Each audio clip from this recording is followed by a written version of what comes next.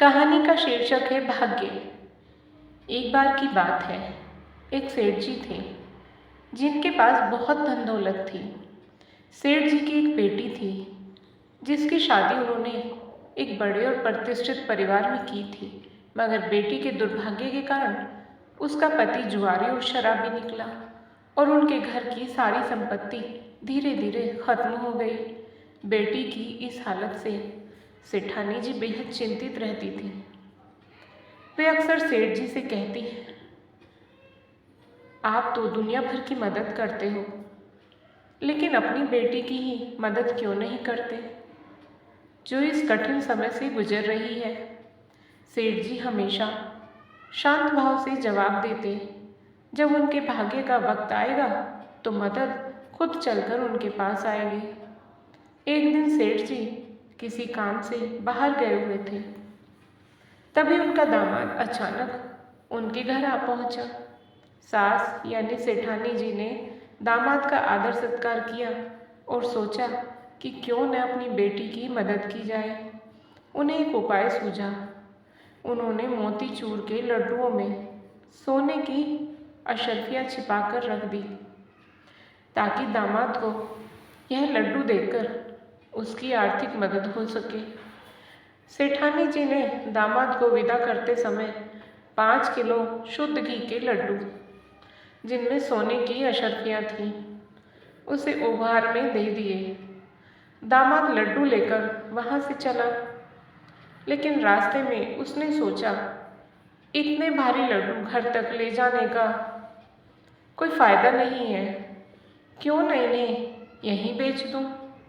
उसने पास की मिठाई की दुकान पर लड्डू बेच दिए और उन पैसों को अपनी जेब में डाल लिया।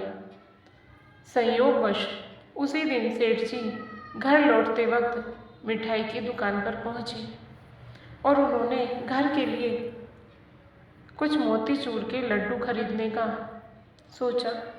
दुकानदार ने वही लड्डू का पैकेट सेठ जी को बेच दिया, जिसे कुछ देर पहले दामाद ने बेचा था। सेठ जी लड्डू लेकर घर पहुँचे और सेठानी जी को लड्डू का वही पैकेट दिखाया। सेठानी जी ने जैसे ही लड्डू पैकेट देखा, वह चौंक गई।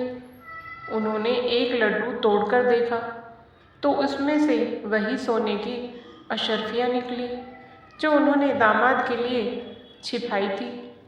सेठानी जी अपना माथा पकड़कर बैठ गई और सेठ जी को पूरी कहानी सुनाई।